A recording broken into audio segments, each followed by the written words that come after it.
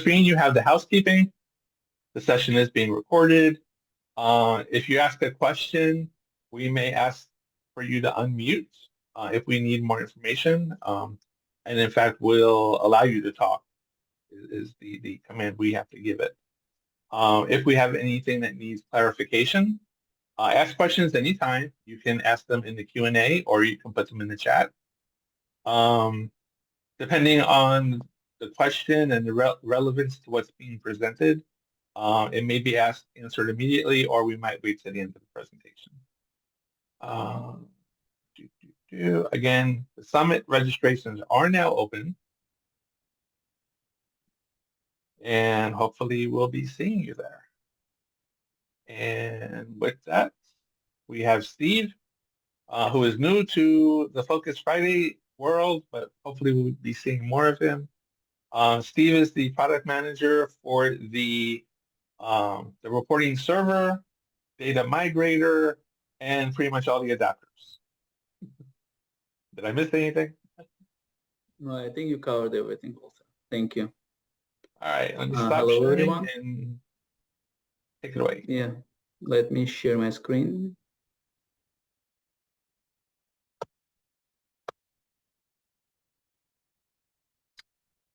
Okay.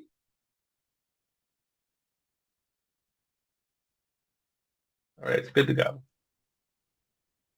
Okay, so hello everyone one more time. My name is Steven Zirkiev, as Walter said.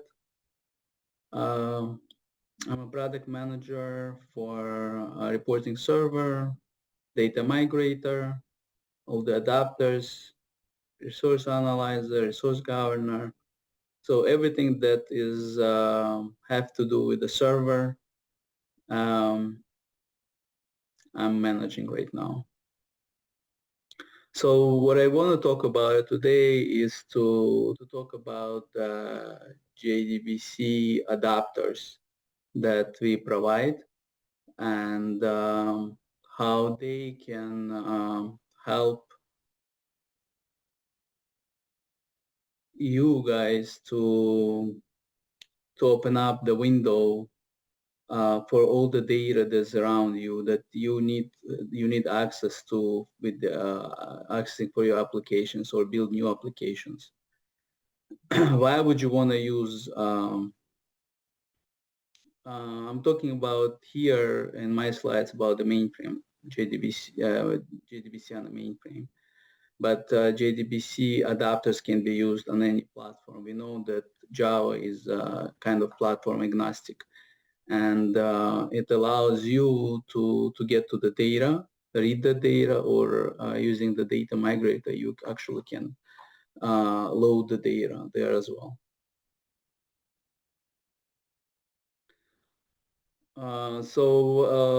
Using the JDBC adapters allows you to standardize your data access. It's it will save you money, right? Because when you're running on mainframe, all the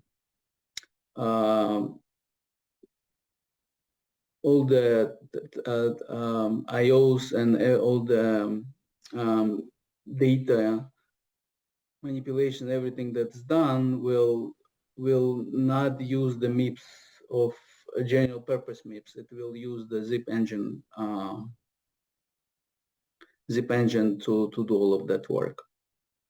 It will also help you to expand your access to the data, right? The data in the cloud. We know that right now a lot of data is stored on the cloud for analysis purposes, for the data integration. So by using JDBC drivers, you can access those type of cloud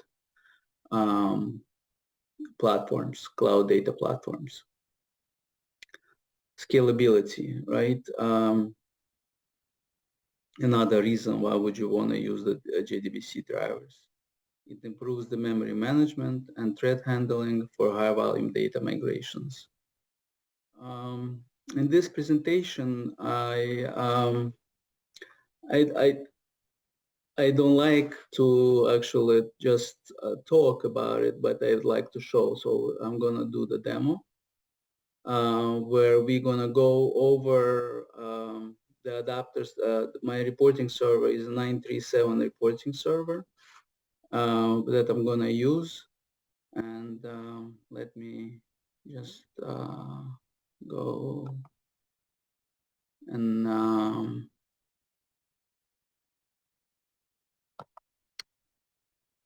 open the console, right? So as I said, it's a 937 reporting server that is a production now, and it's going to be available anytime right now, maybe this week. And maybe it's going to be announced today or early next week.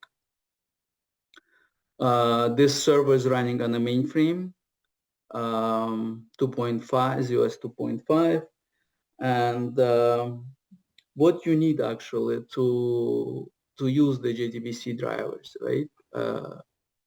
You need Java running on the server, right? So the Java has to be installed on a mainframe. We use IBM Java, or it could be Oracle Java if it's available for you. And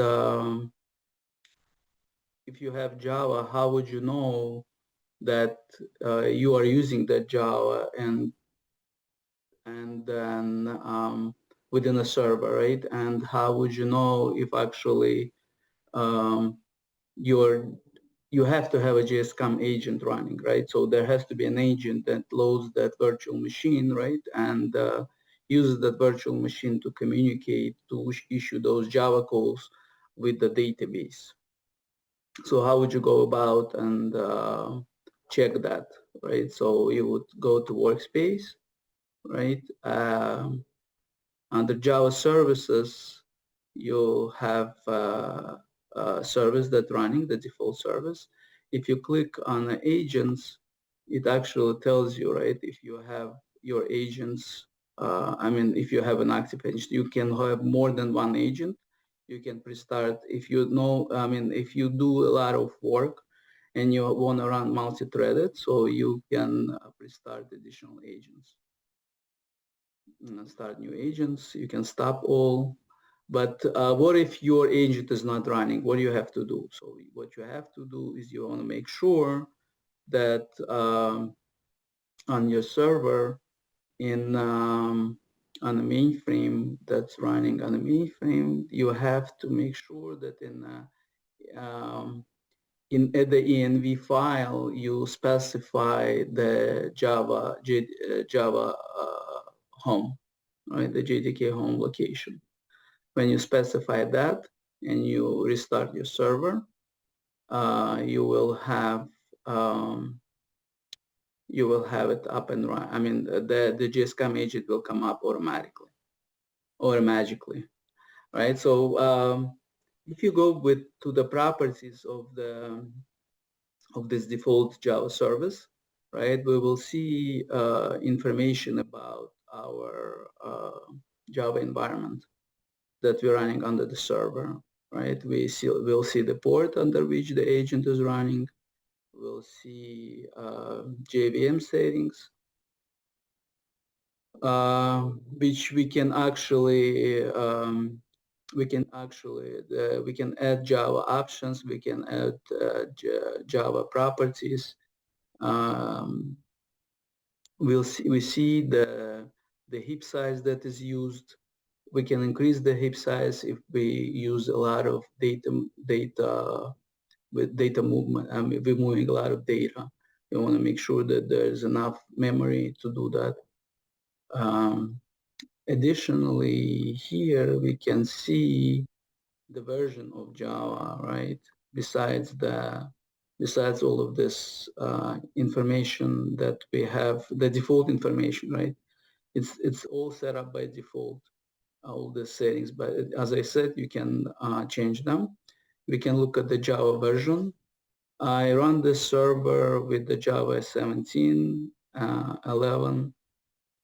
Right now I'm running Java 11, but I can go and change it if I want to. I just have to change, as I said, the JDK home location and pointing to the new Java home, and restart my server, and the new Java will be picked up and agents will be started. What else can we do here? We can set up the class path. We can specify here the location of our drivers, right? The drivers that will allow us, the JDBC drivers, which will allow us to actually communicate and connect, pass the SQL statements to the database that we want to connect to, and pass the SQL, as I said, pass the SQLs and communicate bidirectional, right? Meaning that if we extracting data, if we're reading the data, we will set up the the cursor and start getting the data over to the server. But if we're writing, we provide different bulk loads which can be initiated, and the data can be loaded using those utilities. Okay, so we described the Java, right? We described the Java, the main piece of that application that we wanted to build, right? The connection. So in the next one, what we're gonna do is we're gonna actually see what else is needed to configure this adapter, and talk to the database, underlying database. Currently, our MBS system is kind of locked down to the external calls, right? So even though we provide the different adapters, like a Databricks adapter or Denodo adapter, which we know that are cloud databases, I cannot actually demo it to you, but I configured it, and if I would be on any other platform, I would be able to connect to them. But let's look at the SQL Server. Okay, so we have to, we're gonna see the connections, right? We can add connections, or we can look at the properties of this connection that was already created for demo purposes. So my server, so to connect to the database, we need to specify the URL. In the URL, we specify the host where the database is running, the port under which that database accepts the calls, and we could specify other parameters within this URL, right? In this case, we have the database name, we have the type of security we want to use, and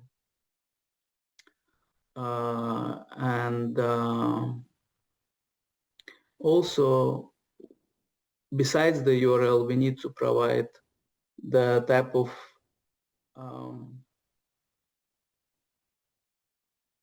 security we want to have.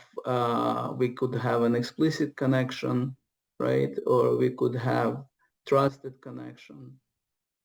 If we expand this, we'll see this options.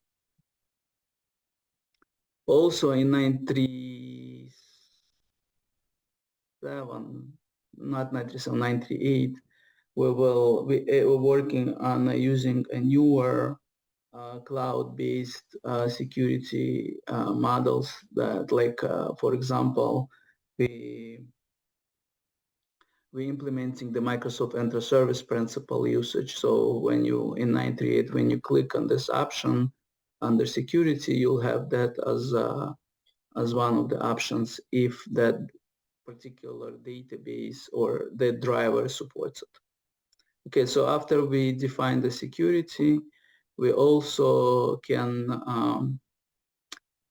specify the driver name. But as you see, this parameter is optional, meaning that when you select the database, the adapter that you want to use, we know the driver name. So you don't have to specify unless you're using some specific or you using the generic JDBC driver, then you will have to provide that driver name. It's there. It's a must. Here in the named adapters, it's not.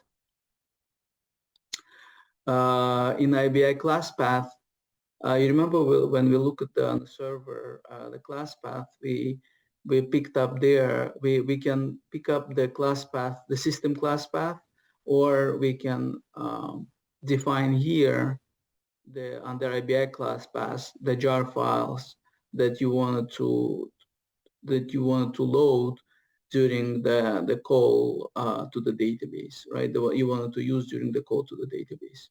So in my case, I have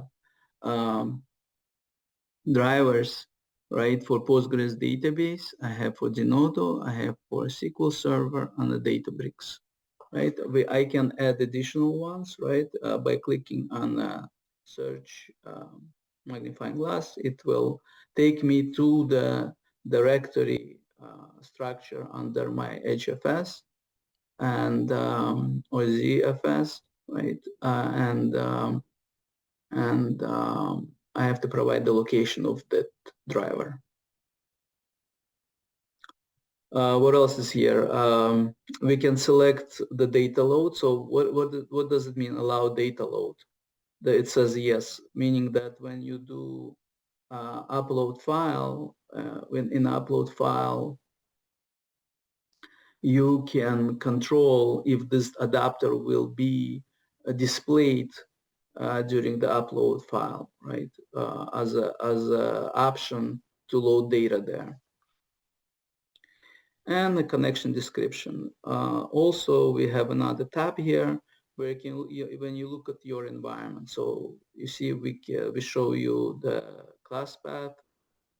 This side, this panel, right, is not updatable. It's just for the information purposes. Your path, your live path, and all that stuff, right? So, and then after you provide all this information, you can click on test button, and if everything is correct, it will connect and show you the information on connection that we used, right, to connect, and the database, right? We will show you the version of the database you connected to. It will show you the client that you use to connect, and all this important information, which and will show you the successful connection as well. Okay, so we developed we configured the adapter, right? So now what we do with this? What can we do with this? So we can right click on it, and we can say show DBMS objects, right? What it does right now, it issues a call against the catalog tables in the database and brings me the list of the tables, right? So at the top of the screen, I have the object types, right? Drop down. What does it allow me to do? It allows me to create synonyms for different objects that are stored in the database, right? It could be tables, it could be views, We also can create the synonym against the SQL that you have, right? So you can just select external SQL script. You specify the location of SQL script. We read that SQL script, we parse it, and we create the synonym for it. Store procedures, table functions, and table log records. Table log records are used for change data capture, right? So some of the databases the ones that we allow you to access using our adapters could be, we can collect data, right? Only the delta records. Okay, so we select the object that we want to create against the synonym, right? We look at the database. It gives us the list of the database on that particular instance of, in this case, a SQL server. So it gives me all the databases under that SQL server. If I have multiple schemas, using multiple schemas within that database, I can specify the schema, or I can filter, and also I can filter the objects, right, by specifying the first three letters of our some kind of string which will identify that object that I want to find. All right, so after we get the list, we also can map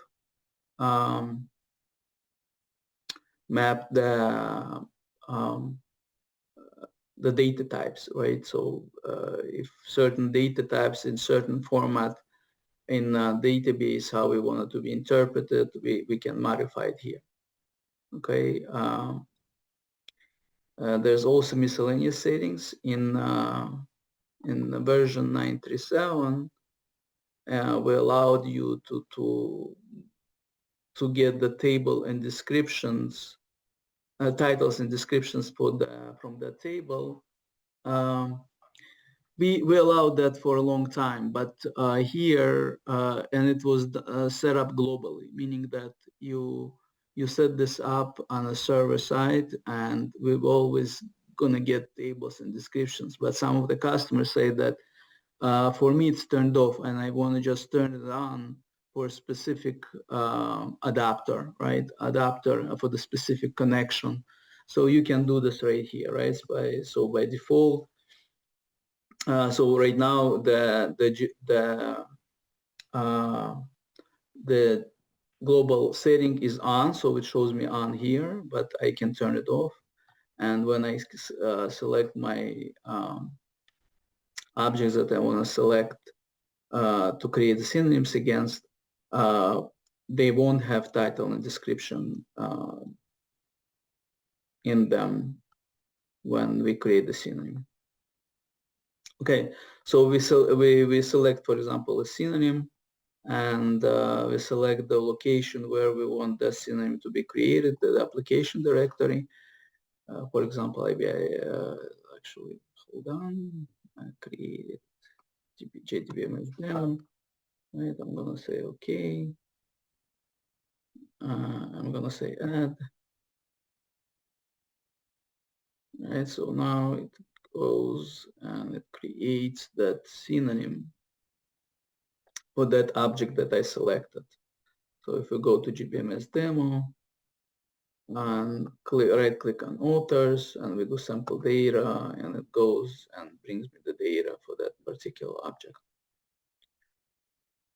Okay, so we we created the synonym, so now we want to go and figure out if we can load the data there, right? How would I go about that?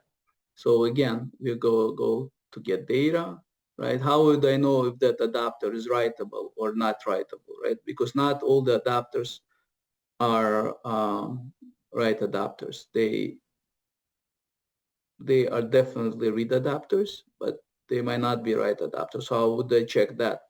So under information and diagnostics, if you go to the adapters list, under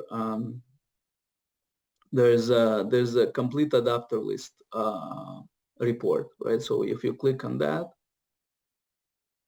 it will bring you the list of all the adapters, right? And will tell you and give you a slew of information here, right?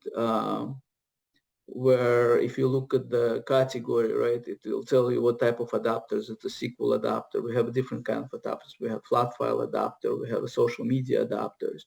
We have application server adapters. So if you look at the column where it says new target, existing target, it will tell if it has a value yes, right? For both, it means that we can create a new targets, meaning that we can create a table on the fly and load it. Or if it says yes only for existing target, which could be also an option, right? Because we might not be able to create new tables. We can only write to the existing one.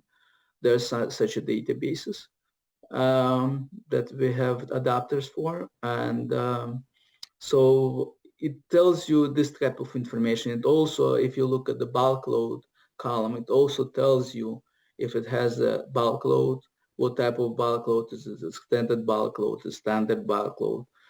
The difference between them is that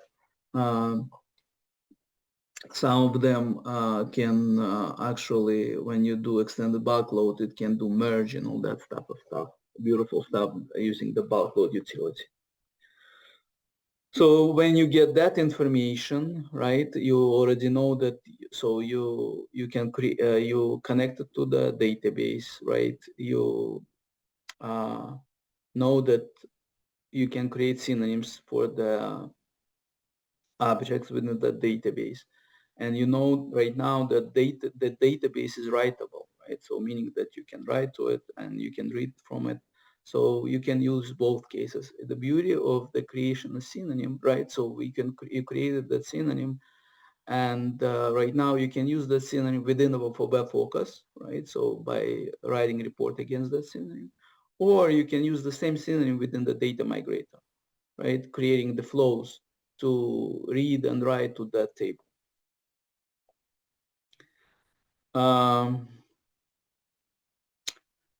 I think I'm done with everything that I want to show regarding the adapters that can be accessed using JDBC. And if you have any questions or any questions regarding the server, I can try answer them. And if I can't answer them right now, I will email you the answers later on. Walter? Thanks, Steven. Any questions for Steven? I like that you showed the information and diagnostics, because that's helpful anywhere. I agree. I mean, it has a lot of beautiful, important information regarding the databases you connected to. You have adapters for what can you do with those adapters, and that information is there. It's and I don't know if people actually customers are using it. I think sometimes it gets forgotten. I agree. All right, I don't see anything coming in. So, question just came in. Full MS Intra ID support will come in 938. Yes.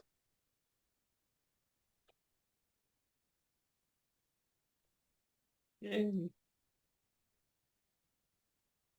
It will be 938. Any other questions? If you think of a question later on, when you look at the recording, and if you have any questions, you can shoot me an email or to me or Walter, and I'll gladly respond to it. And you can also put it on the survey. Do we have any updates on when an Azure ADLS adapter will be coming down the pipe? I'm sorry, which one? Azure ADLS. Oh, Azure ADLS. Azure ADLS, it's also in works. We are shooting for 938. If everything goes well, it will be part of 938.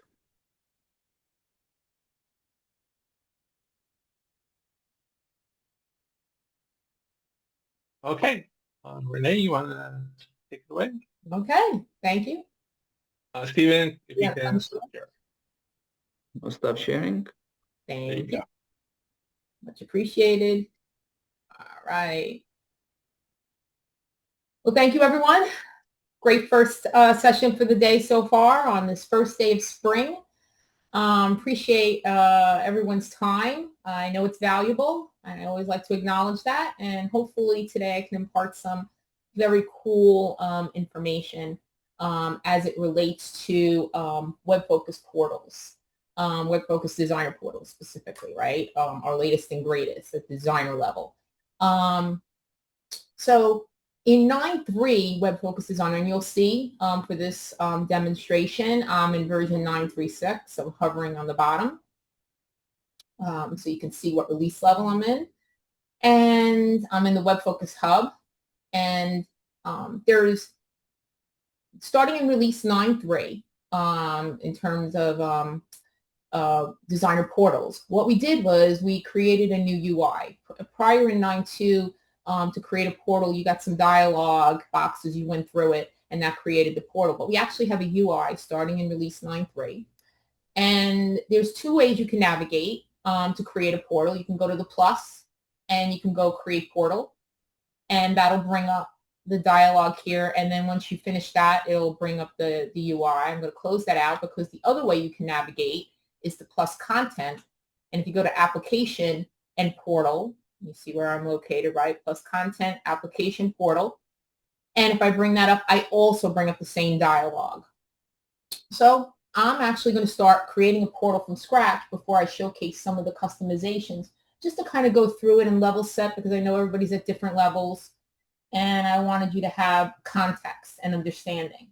So the very first thing I'm going to do is create a portal here, and I'm going to call this, just a retail portal demo, because it's going to use WF Retail Lite.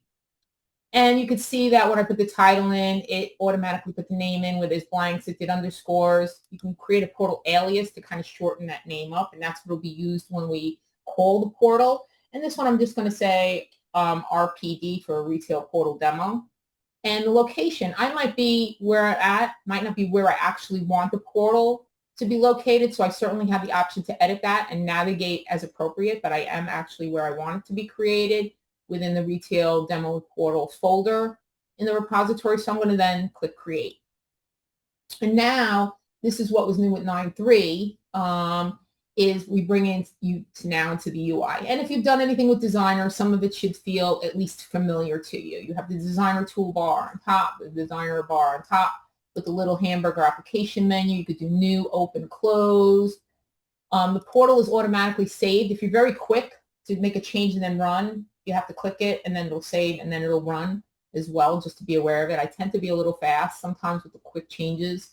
So you might see me click it twice, but changes are saved automatically. On the upper right-hand corner, you have the ability to save some real estate by unchecking resources or the settings area. Resources would be this, settings would be this, to kind of get some additional real estate if you wished. And then there's the help icon. We obviously go over to the left-hand side. We have our sidebar, which you'll be familiar with, which controls what we see in the resource panel. There's components where you can add a new section, a new page, and you'll see that I will do that. And then there's also content that I can bring in, existing content within the portal directly as well. Settings is where you can control and customize the portal. And I'm going to look through that in a moment. And then, of course, you have your canvas here that reflects your actual portal. By default, it's not live data. And we default to a side navigation, as you'll see. So when you created this portal, the very first thing you did is really what you filled out this general section of the portal. So you can see the title name, my alias, URL. And if I copy this, this is the alias that I did. I can bring it over here in a new tab, just paste it, bring that in, and you'll see, again, I don't have any content on the portal, but you can see that it does bring it up and it recognizes it.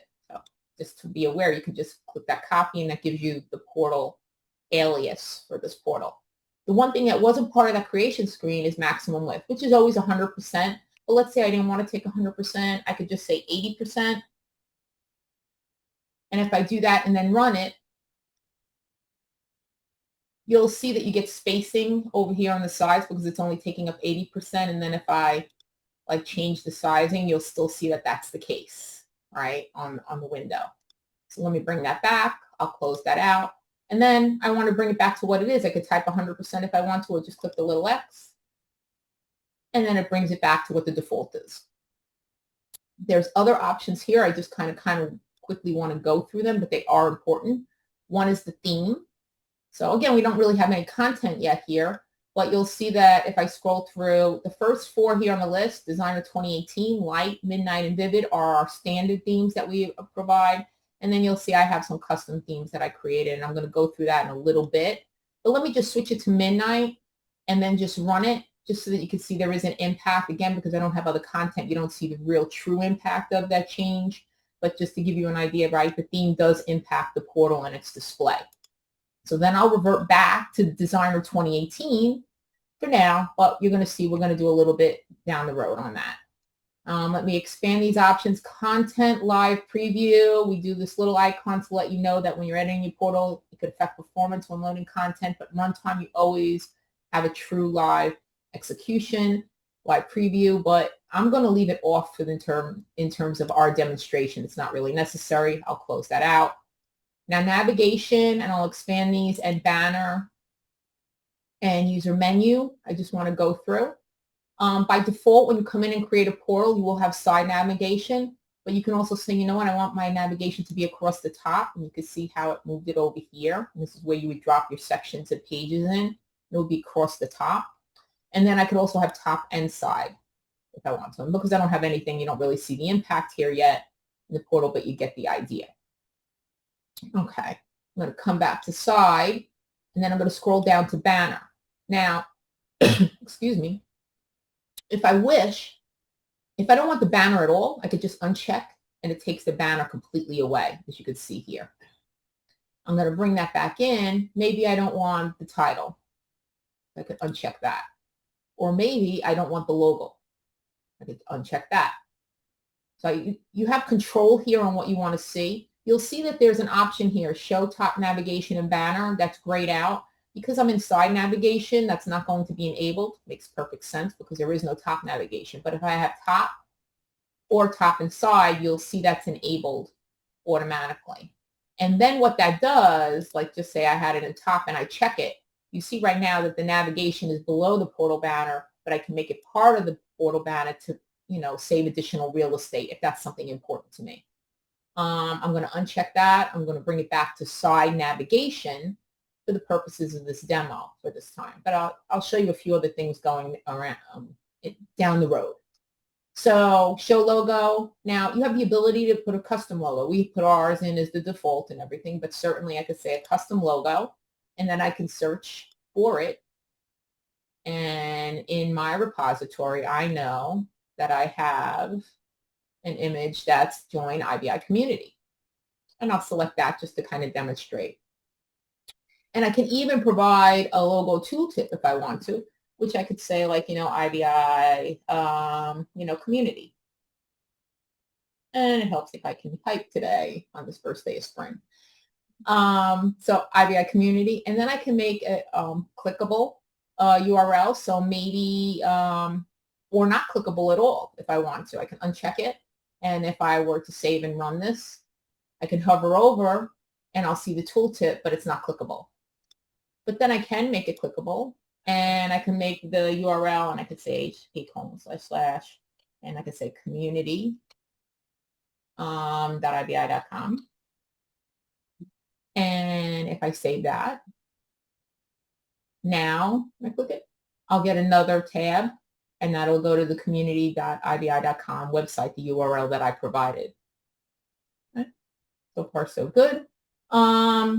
I could also say, you know what, I want to link to the portal home. If you select that, what it does, and I'll run it to showcase it, it'll bring within the same page you back to that portal home, so you can see it refreshed. All right, and I'll click it again just to, I know it was really quick, but you can see it refreshing there. All right, so that's a nice little way to come back if you want your logo to come back to the portal that you're creating. And it just, all it's doing is really utilizing that portal alias that's here. but it's automatic, and it's saying, and the good part about it, it's in the same tab. Obviously, when you do a click and a link to URL, it creates a separate tab for you. Okay, and I'm going to come back to this in a moment. I'll leave it linked to Portal Home. Actually, you know what? I'm going to step back and I'm going to actually just change this a little bit. So I want this to be a retail portal demo. So I set it up for IBI Community just to showcase it. But now I'm going to come in and change it to the retail logo, which is just a simple logo I picked up out of my repository. And you can see that it's reflected there. And then maybe for the tooltip now, I'm going to just say retail demo portal.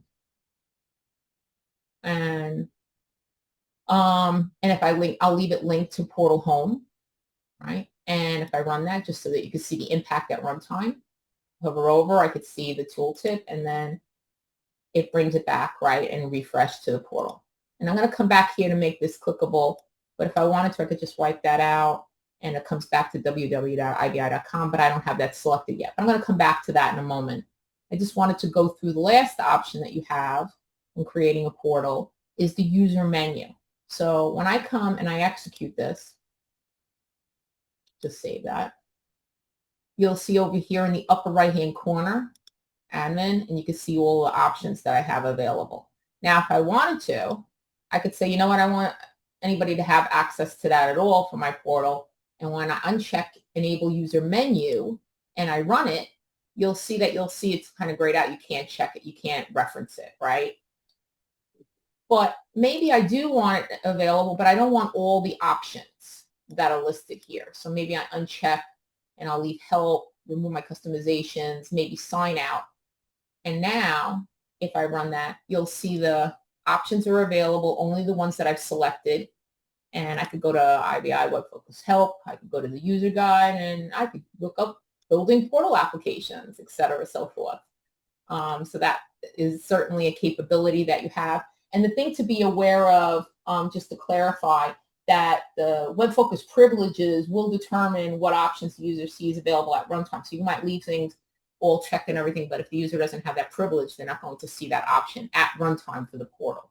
So just to be aware of that aspect. But for our purposes here, I'm just going to keep everything.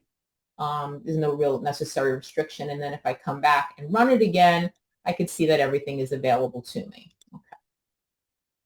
So now that I've kind of and you saw how quick that was, just a quick run through gives you a lot of information on how you can control this portal. So why don't I actually just add some content for you? And I'm going to use some existing content that already exists, but I'm actually going to build pages within this portal that I just created. So I'm going to take this, I'm in the components section, and I'm just going to drag new page over here into the drop sections and pages section because I'm using the side navigation. And you'll see it brings up a properties panel. By default, it'll be called page space 1 as the title and page underscore 1 as the name. And then if I had page 1 already out there, it'll be page 2, etc. But I'm actually going to change this. You can rename it. It doesn't have to be those names. For testing purposes, if you want to keep it, that's fine.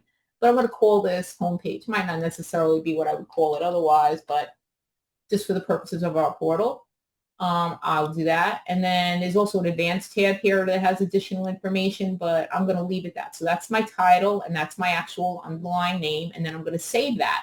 Now you can see that's reflected in the portal. I'll close out the properties, and then I can actually right-click on the home page, that page that I created in this portal, and I can say Edit. And what this is doing is bringing you into Assemble visualizations where I can now create that page while I'm still creating the portal. So it all flows together. So here I actually want to navigate to some content. Notice it's very similar. You have the sidebar with the resources. I'm going to navigate the content, and I'll go into my retail demo, and I'll go into my small widgets, and I'm going to add just 2 pieces of content like category sales and regional profit by category. Both of these have an underlying reporting object with filters. So you could see the little filters icon, the little purple icon saying filters are available. I'm going to click that. I'm going to add all the filters to the page, and it adds it automatically for me. And I'm not really going to spend time because this is really about portals that I'm talking about. But, just one nice thing that came up in 9.3.5, if you go to Outline and you want to change the filter itself and how many columns it is and everything, if you go to the filter bar as appropriate, and then go to format. You had different options here, but now there's a custom option. And I could say, you know what, I want 3 columns. And you see how it switched it over? Very nice and easy. Again, that starts with in release 9.3.5. And then maybe I want to change the page heading, and I'm going to call this home page. Not going to spend a lot of time on this, but I just want to save that. And then I'm going to close that out. That's my first page, already done. Now, my second page, I'm going to bring in another new page. And this one I'm going to call, I probably wouldn't call something like this, but I'll just for the purposes of this demo, analytics, average analytics. And then maybe the actual underlying name, I'll just call average. All right, and I'm going to save that. Close out the properties. And then I'm going to right click on average analytics and then edit. And now I'm going to create another new page. I'm actually going to symbol visualizations. I'm going to navigate to my content. And I'm going to go again into my, sometimes I'm a little too fast. I add things I don't want to. I'm going to put average cost v sales and average cost versus revenue scatter. Again, I'm going to add the filters to the page. And sometimes I just wanted to showcase that when you have filters, date filters and everything, and you want, and they don't get combined, you can actually do right-click them both and then right-click and say them combined, and then they become a single filter. Maybe that's what I want for this.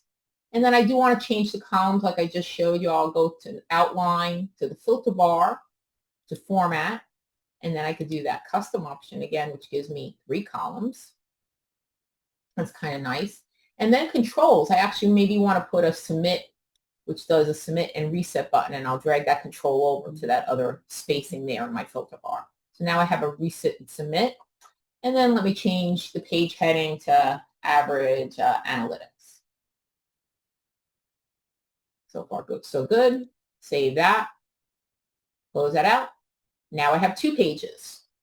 Okay, let's go one more. Let's do a new section. New section. It'll by default do section 1. This I'm going to call something like miscellaneous. And the name I'll just do MISC for short. Save that and close that out. And now, because it's a section, I can actually go to content here, and I can actually bring in content that I want, and I'll go into a different folder slightly. And I'm going to bring heat map, put it right on top of it. It knows to add it to that section, and then it gives you the option. Do you want to add the content as a copy, so it's part of the portal itself, or do you want to link to it? So for this one, I'll say link. And then maybe I'll drag in report details. I'll say link for that as well. Top 10 products, I'll link that as well. But trend by month, I'm going to say copy. And what I wanted to show you is the distinction. If I right click on properties, like on trend by month, you'll see it brings it in trend by month FocExec, but you'll see for the ones that were linked, you'll see a LNK with a number, that fax. And in fact, if I go to the hub and look at the portal, you'll see the miscellaneous is a folder, right? That was a section, it's a folder. And now you'll see that content that I just added, and notice the names. When I link them, they have LNK, and trend by month is actually because it was copied in, you'll see that. That's important when you want to reference something in order to do navigation.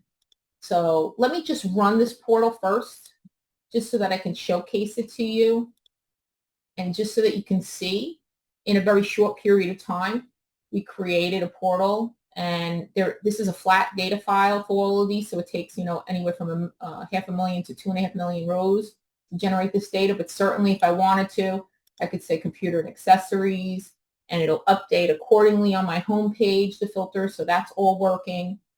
And then if I go to average analytics, I'm just letting that load. Notice it doesn't bring in the settings for category, because you can use global names to do that, and I'll follow that up on another session. But if you have a global name on the filters on these pages when I created it, and it has the same name, then it'll carry over across the pages. One thing I will say is, because this is submit, it'll change it, but you have to submit in order to actually have it apply to your content, right? Because there's a submit button on this page. But here I could do some other selections, and then if I click submit, you can certainly see the impact there. And then we also have the miscellaneous folder, right? The section that we created. And if I expand that, I can see the content. If I click here, I can bring up the heat map just to give you an example of what's there. Very cool, I think, and very quick. And admittedly, I know, and I'm used to it, but also if the content is there, you can put things together very quickly, as you can see. Hopefully, I've been able to reflect that. Now, the clickable, in the banner, the clickable logo, I wanted to come back here and return link to the URL because I wanted to help you with navigation pages. We seem to get quite a few questions on that from the support side, and I thought it was important within this topic to mention it. So clickable logo, I'm going to say link to URL, and I'm going to come back up here and I'm going to copy the portal alias, the URL to call it, and I'm going to place that there. Now, if I just run this, I'm going to save it first, and I click it, remember it brings another tab, right? Even though it's just, but you can see the portal alias was respected. Okay, so let me then say, what if I want to make, because the home page is the first page, so it displays that first as the default. But what if I want average analytics? Well, if I go to average analytics, right-click on properties, I can see that the name, not the title, but the name is average. So let me copy that and then go to the end of my URL and do / and average. And I'm going to actually make a mistake deliberately. And I'm going to change this because the URL is case sensitive. So I'm going to put a lowercase a and let that save and then run. And when I click the logo, and again, this is just to show the navigation part of it and how you reference the URLs. You can see the resource is not found because of the lowercase a. But if I close this out and come back and go to, sorry, I deleted a character there. Go to the end, and then I fix it so that it's an uppercase A. And now when I run it and I click the link, you'll see that it found it. And it brings up average analytics, right, directly, because that I made the right reference and I knew what name to reference, right? And it's the name attribute that you want to look at in the properties. So let's make this just a little bit, just to test it. What if I wanted miscellaneous? Well, I already know if I click miscellaneous, it's MISC. So I would go to the end of this URL. And remember, it is case sensitive, so I would say MISC. Now, if I run it, and click it, it'll bring it up and it'll display the first piece of content in miscellaneous automatically, which is the heat map that I have because that was the content that I added first. And you can actually drag and drop and move those around in the portal if you wish as well. But what if I don't want that to be my first one display? Maybe I want trend by month. So the way I would do that is I go to the name, and when you do a copy, it's not going to have the .fex on it. But you can come over here into the URL, go to the end, and then I'll do / with trend _ by _ month, and I'll add the .fex because you need that in order for it to find it. And then take that, and now when I run it,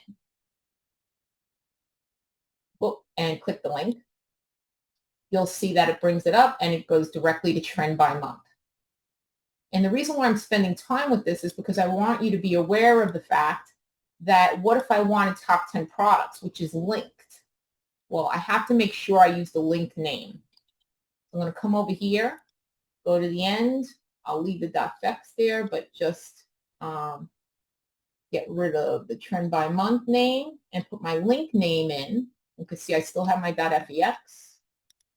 So assuming I did my copy and paste correctly, you'll see all is good. And then when I click the link, lo and behold, I'll get my top 10 products displayed. So again, that was just a showcase. I'm doing it through a clickable link. You don't have to do that, but I wanted to showcase navigation and how you can reference URLs for your portal. And actually, even in the repository, there's an option where you can create a URL directly link with plus content when I'm at this level, right? And you can see you have a URL. I could take that and actually take one of those URLs and create that URL within the repository just to click it directly while I'm in the hub, just as an example, just to be aware that that option is available to you. Okay, I've given you a lot of information so far. So let's try to go through some of the other things that I wanted to showcase in terms of portal customization. And one of the things I wanted to showcase is that you can actually have menu icons, right? So you can further customize your portal by adding icons to pages and folders. And what we allow you to do is with the menu icon option, you enter CSS class for a custom menu icon that can display in the view. And I think we do Material IO, but we do Font Awesome. So you can actually go out to the Font Awesome /V5 and search. And then you can go to the free option and you could pick up these classes here. If you have Pro, then certainly you can leverage your Pro capabilities with the Font Awesome. So I want to kind of showcase this. So let me go to Home page here, go to Properties, and then go on the Advanced side. And here I have a menu icon option here that I can put my class. And if you've done anything with Font Awesome, you'll probably see that the classes are something like FAS, FA-Home. I'll make this one. And I'll save it. And let me do this one as well for average analytics. I'll do this as FAS, FA-file-invoice /$. Hope I spell it right. It looks good, I think. And then maybe for miscellaneous, and you notice it looks a little different because of this. These are pages and this is a section and what you see in the properties, but I still do have the menu icon here. And for this one, I'll say FAS, and then I'll do FA-landmark as an icon and save. Notice there's a show menu icons for children. That does become important, but I'm just going to save that. Okay, so I added some of these icons. I think everything looks good. I run it. Lo and behold, they don't display. Why don't they display? Well, it all comes down to the fact that you have to have show menu icons for children checked at the parent level. Well, these are at the highest level in the portal. So where do we have to go in order to enable this feature? Because it's not automatically enabled. So what we do is in the hub, we can actually go to the retail portal demo and right-click on properties. And if you go to the advanced tab and scroll down, you'll see there is an option, show menu icons for children. Check that, save it, close out the properties. I'm going to come back into my portal, and now I'm going to run it. And lo and behold, I see my icons here. Now, what about these options here? I want icons for these as well, potentially, right? So let me close this out, and I'm going to come into the properties here, and I'm going to add some other ones with, let's see, like FSA, fire. I think that one looks good. Maybe for report details, something like list alt.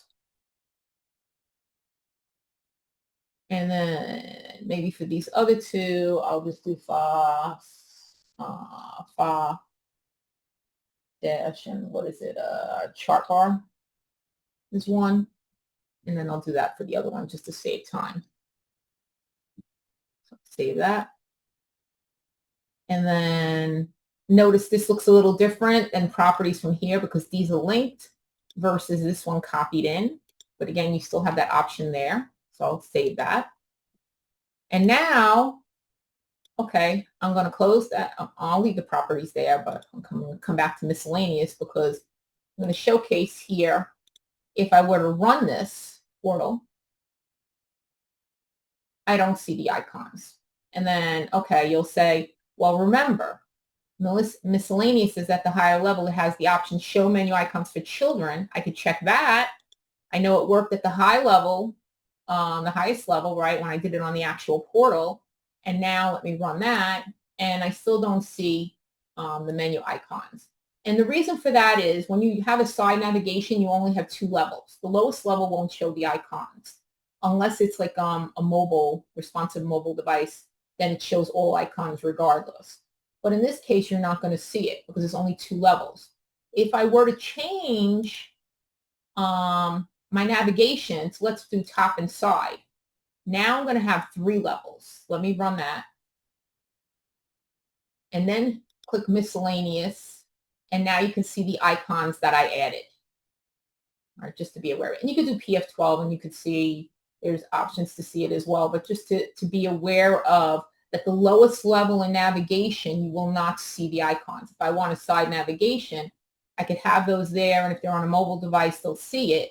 But the key thing is always to make sure you show menu icons for children for this feature at the parent level of where I'm at, since this content was at a folder level, but I want the side navigation, so I'm not going to see those icons unless I'm on like a mobile device, but I wanted you to be aware of it. So if you have 2 levels of navigation, then the lowest level, the second level, but the top level will always show the icons. But it's really as simple as that to be able to display those icons. So I thought it was an interesting enough feature that's available that I don't think enough customers are aware that it's there and that they can leverage it and utilize it. So now, one of the other items that I wanted to go through is, what if I wanted a custom theme? I want to impact my portal banner. So now I'm going to come through real quick, and I'm going to go to my theme. And instead of Designer 2018, I'm going to pick up this custom theme that I created, and I'm going to run that.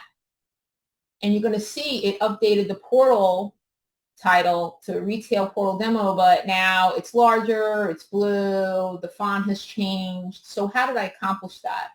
Well, in the hub, within Global Resources, right, in themes, there's the standard themes, and there's the 4 standard. I took the Designer 2018 and I copied these into, in the custom folder, I created a new folder called Retail Theme and copied them to, and then I adjusted the CSS theme.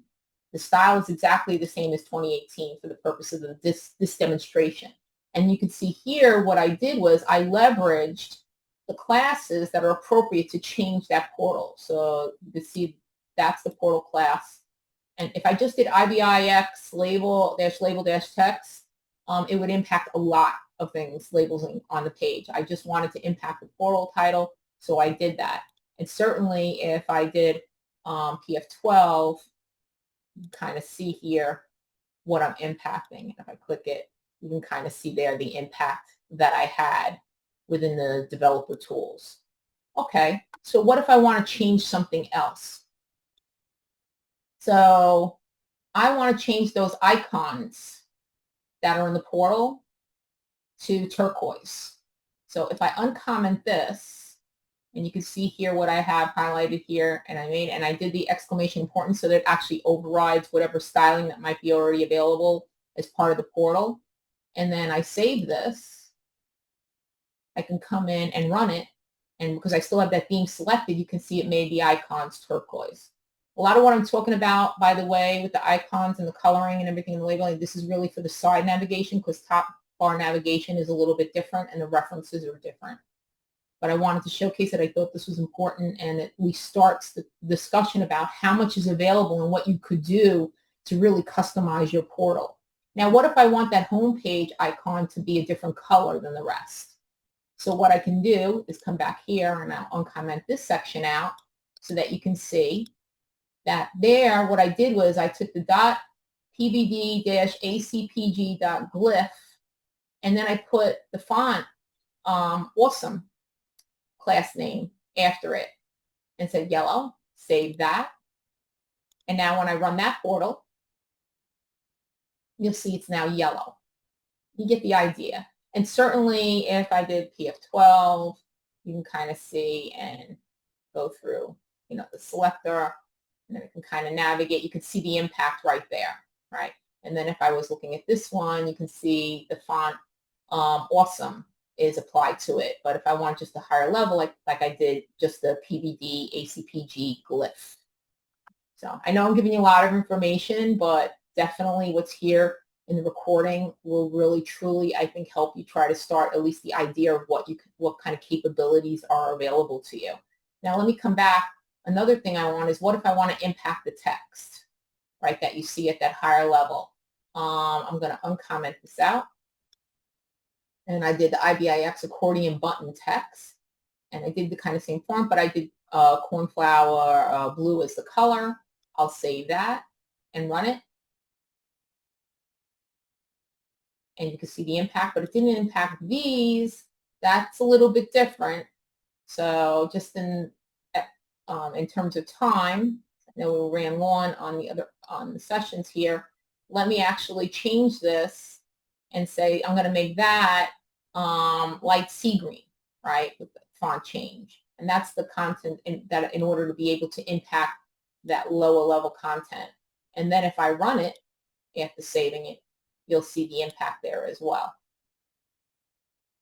So again, I know it's a lot of information. Again, what I referenced here too is really applicable to the side navigation where I'm showing you the references, but definitely can use PF12 and use the selector to try to pinpoint. Sometimes you have to do a little work and investigate, but it'll help you navigate to try to make those customizations. And then I wanted to showcase the last thing because it came up a few times in terms of with JavaScript.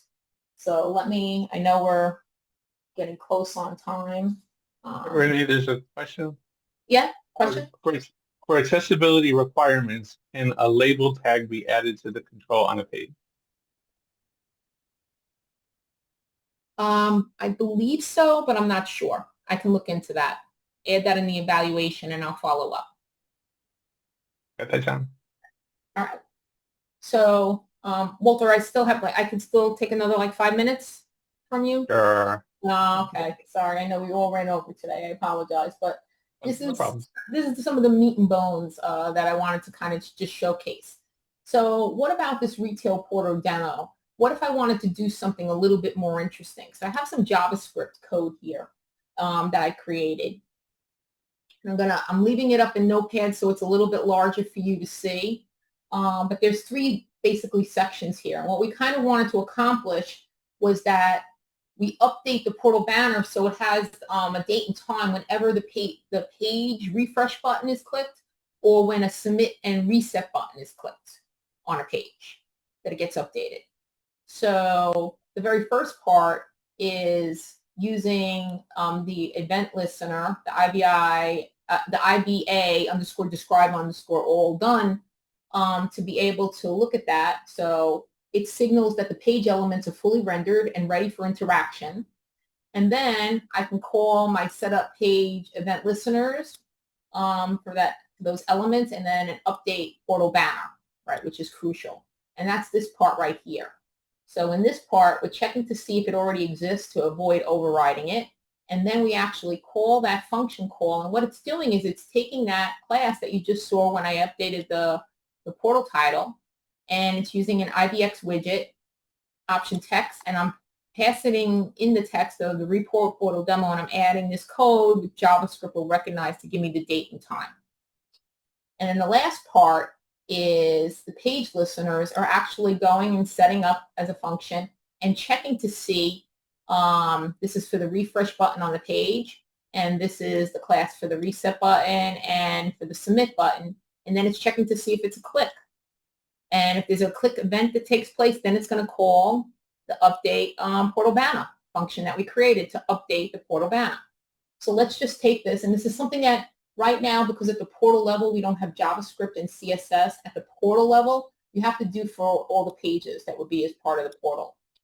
But I'm going to copy that, and then I'm going to come back to my portal, and let me close this out, and I'm going to right-click, edit the home page. Go to the outline. I'm going to go to JavaScript, and I'm going to take out all of this, and I'm just going to paste that in and save it. And once I've done that, I can come back to Average Analytics, edit that as well. Outline, JavaScript, and I'll clear everything else out from here. And I can save that. It's the same JavaScript on both pages. And assuming I didn't do anything with the copy and paste is an issue, you'll see it updated. And then if I were to hit the refresh button here, look at the seconds. You can do something with fading in, fading out. I'll kind of show you some JavaScript code. I won't show it, but I'll show it for reference. And then if I go to Average Analytics, because it's loading for the first time, you do see it update. But then if I click refresh, it's at 27. Now it says 32. There's reset and then submit. You can see them reflected here in the updates. And again, I'm going fast just to, you normally wouldn't do that, but just to showcase that it actually worked. in terms of what I just showed, I won't showcase this as part of the demo, but here you can see this where I did like a function call where you fade out and fade in, so you can actually signal to the user that a change is taking place rather than just those last numbers changing. But something that I kind of just wanted you to see, that's an option that you could do. But what if I wanted to make this just a little bit more complicated? What if I wanted to have where it's on a second line, right? And then maybe change the text for the last update to be a little bit smaller and everything like that. In that case, you can't use the option just text. You kind of have to have an HTML option. So we take some of this code and we'll say, oh, the option will allow for HTML code here. And in fact, I have this commented out, but the banner, you can increase the height because you might need the additional space, but it's commented out. You don't need this. And then in the where the title is for the IBX widget, I can actually include HTML styling. So let me just take this section of code, right? And I'm going to go back to my portal. I have to go to both of them, and I'm going to edit. And this is the last part. It's the last demonstration. I'm going to come here, and for this part right here, I could just, comment that out if I want, and then put that section in. So it's really something very similar, but it's been updated to allow for HTML code rather than just text, so I can have a different kind of effect. And let me save that, close out the home page, and then I just need to update average analytics and go into the JavaScript. And let me just comment this out. Come back here, paste that in. Again, same code. And assuming that I did everything right. Again, you'll see that initially, but now you can see the impact. And then certainly if I do a refresh, you can see the impact on it. And then if I come to the other page, you'll see the load updated it as well, refresh updated it, the reset, and the submit. And there's a lot of options you could do. I could put a button here if I wanted to maybe have a portal description or something like that. So there's other levels you can go to. So I know we're short on time. Hopefully, if this is something more that you want to see, please, in your evaluations. I know some people say I cram a lot into my sessions, but I'm trying to give you as much information as possible so that you can go forth and really leverage our features. So I really appreciate the time. I know it's valuable. Thank you. And if there's any questions, just let me know. Renee, I have a question. Sure. So it seems like you can go crazy with all these customizations. Sure. Once you're done, is there a way to take the final result and then save it as a template so other people can use it? You can, but remember, pages also can have their own customizations that are specific to that page on its own. What I was showcasing is customizations that you're doing at the portal level, because at this point in time, we don't have the ability to have JavaScript and CSS at the portal level. I have to go into the individual pages. But I think when we get it at the portal level, absolutely, because it will be in one spot. You don't have to copy and paste in all different locations. But, in answering your question, because you can have different things happening on different pages and different types of customizations, because it might not just be customizations from styling perspective. It could be behavior. Maybe I want a certain filter, and I'll do some validation before a user ever clicks submit, and it goes off to the, that type of thing. So good question, Cole. Thanks. And I left you with very little time. I apologize, as usual. That's okay. We can go a little over. All right. All right. Thanks, Steven. Thanks, Renee. Thank you. If there's no questions, we'll move over to the mainframe part of the session. Feel free to drop off, or you can listen in if you're curious, but it's probably going to be Greek to you. Remember to fill out your evaluations. We do read those, and we take them seriously. So fill out the evaluation, or stick around, and we'll give everybody a minute to drop, and then we're going to talk about data sets on ZOS. I think I'm sharing.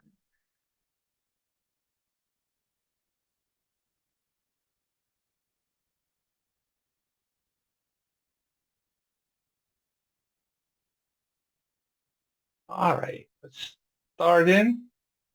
So I've talked before about using datasets on MVS versus USS and how to cross the boundaries, kind of. What I'm going to talk about today is specifically MVS datasets. So the characteristics of an MVS dataset, they're typically record-oriented, data stored in fixed or variable length records. Your naming convention, you can have up to 44 characters, and it's based on an 8-dot philosophy. So you have up to 8 characters, dot, up to 8 characters, and you can keep going until you get to the 44 character total. The majority of the time, these data sets are going to reside on DASD, but they could also be on tape. When you're working with data sets, you need to know the disposition of the data set. So if it's something that you're creating, you would probably have a disposition of new or mod. If the data set doesn't exist and you use mod, the data set will be created. If the data set already exists, you have old and share. Old says, I'm using the data set and I don't want anyone else to use it. I have exclusive use of the data set. Or if you do share, then other people can read the data set at the same time. Pass is a disposition if you're creating a data set in a job stream and you want to use it on future steps in the same job stream. So it's for temporary data sets because you're going to create the data set temporarily, and when the job is over, that data set no longer exists.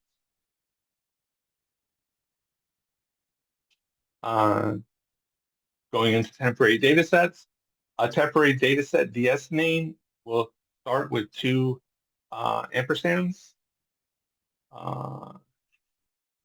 When you create it, you're going to create it as disposition new because it doesn't exist yet.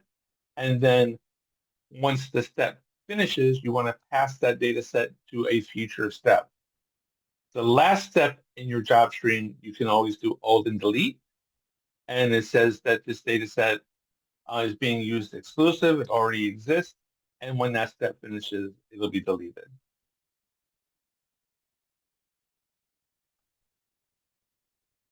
Space and DCP parameters.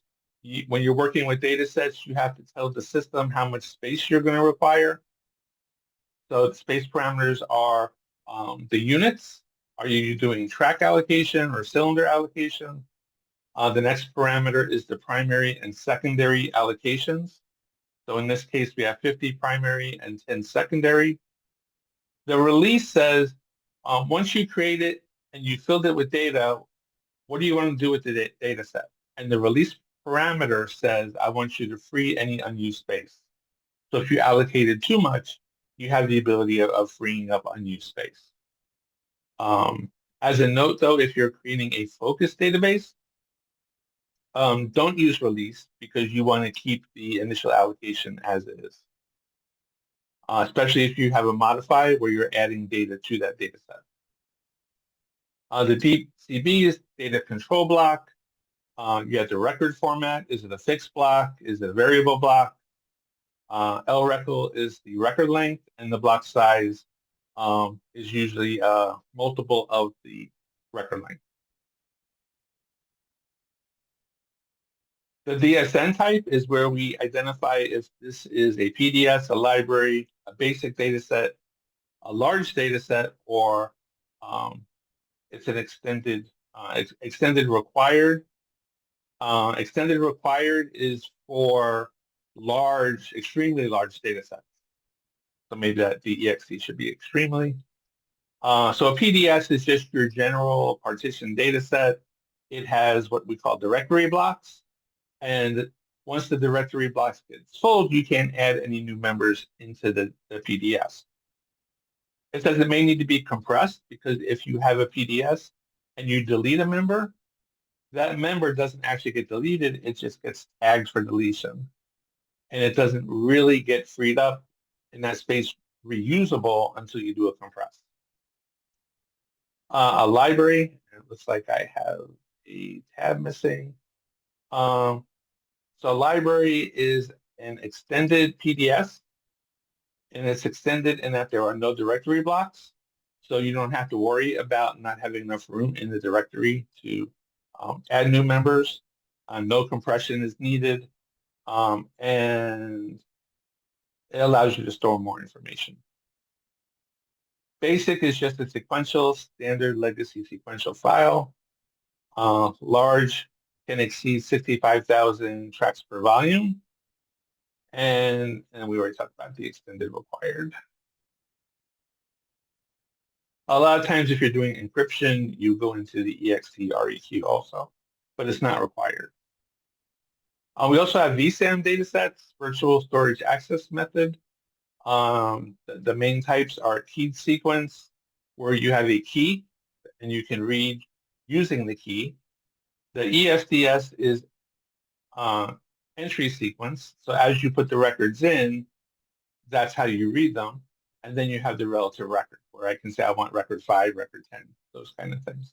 VSAM files are typically defined via the IDCAMS utility to set up the...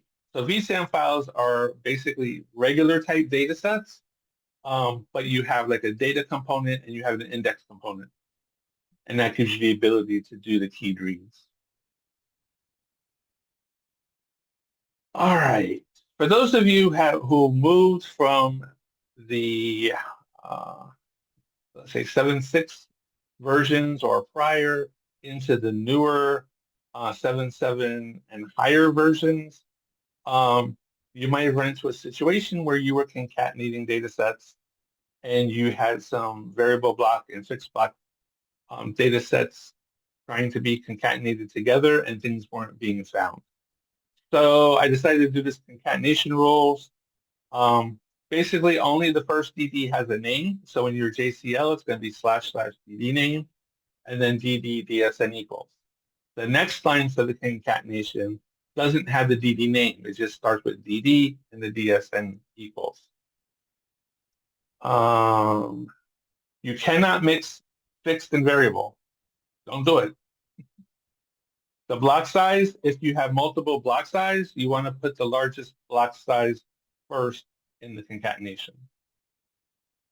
And the DSN type, you can mix PDSN libraries as long as they're both partitioned. So I kind of tried to look up and see why you need to put the largest block first. And this was the answer I got. When concatenating data sets with different block sizes, you want to put it first because the system is going to allocate the I/O buffer, and you want to make sure the I/O buffer can handle the largest block size that you're going to be doing. If you can't put the largest block size first, you can use the LBI and specify the largest block size in the first data set. So kind of doing like an override. In JCL, when you're allocating data sets, here's an example of doing a concatenation. So sort in, I'm going to concatenate 2 data sets, part 1, part 2. And it also shows you an example of the pass. I'm going to sort out, and the output's going to go to _for temp. And since it's temporary, we're going to say it's new, and then we're going to pass it to user later. If you're using Rex, we created a variable called DSN, which equals the data set that you're allocating. And then it's file out data set, and then it's going to substitute the DSN for the value of the DSN parameter. In this case, we're going to push record 1 for MVS, the literal, into the buffer, and then the next line, execute IO, will then write that one record out into the disk W, into the out, DDN. And then we free it. For CList, we got allocate, file, in, dataset name, share, you can have share reuse if you want to reuse the DD name. FI, a file could be substituted with FI. On dataset could be substituted with DA. So there's lots of shortcuts. Inside Focus, we do the allocations via dynam_alloc. Now, some of you might have code where you did a TSO alloc. If you have that, I strongly suggest you just, as you come across them, convert them to dynam_alloc. because it helps working the interactivity with Focus better because we're controlling it a little more. So here we're doing dynam alloc file monthly to a data set called prod data jan. And then we have another file we're allocating, which is prod data feb, which is now allocated to DDX. To concatenate those two together, we're going to use the dynam concat file monthly and X. When you're done, there will no longer be an X allocation, and monthly would then be the concatenation of the two data sets. All right, some things to consider. If you're using data sets as output, if you're doing an on-table hold, Focus will alter the file's DCB to what the format needs. So if you allocated it with a record length of 80, but you only needed 50, Focus will redesignate it, and the record length would then be changed to 50. So we'll make it what it needs to be. Where if you do an on-table save, we will use the DCB information as it is. So if you say LRECL is 50, but you really needed 80, you will get truncation. And when you do a save, it actually tells you a list of the fields that it outputted and the total record length. All right. So lastly, I'm going to talk about generation data set groups. Folklog has been a big topic, and this question has come up a lot. Can we allocate the Folklog data into a GDG? And my recommendation is always, well, keep it going to a sequential data set, but then have some sort of offload facility. Then the offload facility can then copy into a GDG. So what is a GDG? It's basically a collection of data sets that have a common base name, and you can keep several generations of them, hence the name. The absolute name is, if you've been on MVS for a while, you might have heard people talk about GUVU. So the GUVU is the actual generation number, so G0001V00, and then 2, and then 3, and then 4, etc., as the generations go up. Relative name is based on the reference in the hierarchy. So 0 is the most current version, and then you go backwards. -1 the previous, -2 the one before that, etc. So how do you define a GDG? So you do it using ID cams. So this would be run via JCL, and you're going to run program ID cams and define the GDG with the name. So this is going to be the high-level qualifier name. And this says limit 5. So I only want to keep 5 generations. The no empty says, well, when I get to the 6th one, I want to roll. So then I'm going to go 1, 2, 3, 4, 5, and those are available to me. But when 6 comes along, then I'll have 2, 3, 4, 5, 6. So I lost 1 at that point. Scratch says once it rolls off, then take it out of the catalog. You could also do, instead of no empty, empty. So after the 5 gets full, when the 6th one comes along, it'll start back and only have 1 generation.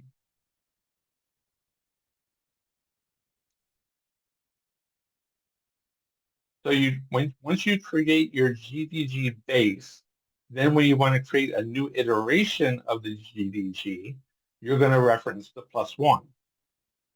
So 0 is current, +1 would be the next one. In this case, the disposition would be new because it doesn't exist already.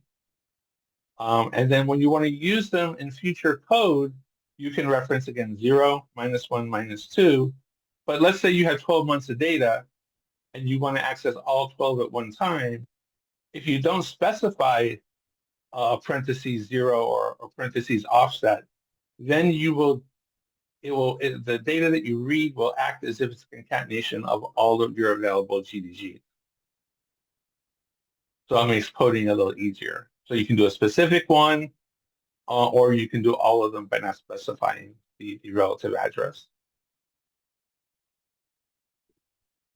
When you're doing a +1 in JCL, every reference to that +1 version will also have a +1. So if I have 5 steps and you're creating a +1 on the first step and then you're using it in the other steps, you will still refer to it as a +1. It doesn't become the 0 until the job finishes. Disposition, always new catalog when you're creating it. And sometimes you might have a model, which I don't really go into. But the model basically says, this is the DCB information. These are the attributes. So if they're not specified, I want you to use these as default. All right, so specifically for FOCLog, in this example, I create the GDG definition. So I'm creating a file called qcswxb.folklog.hist, and I want to limit it to 24 generations. So I'm anticipating doing my backups monthly, and I want to keep 2 years of data. So you only need to run this once, and then once it's run, you can create the JCL to then copy the data set and then reset. So this is the code to do the copy. I'm using the IEB Gener program. It's going to copy my folklog.data into my folklog hist +1. Because I'm using IEB Gener, I don't have anything in my sysin, which is why it's a DD dummy. It doesn't really need it. It knows that I'm copying from sysut1 to sysut2.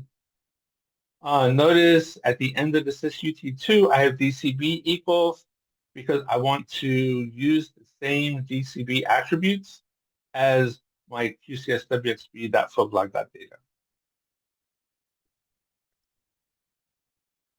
All right, once that happens, now I did the copy to my GDG, and now I need to reset my actual collection file. So here I have reset program. Again, I'm using IEB Gener. And this time my sysut1 is a DD dummy. So I'm copying just a dummy file into my data set, which will essentially copy a blank file. So there will be no data in folklog.data once it's finished. Notice on the reset, I have condition equals because this is set to run in the same JCL as the previous step.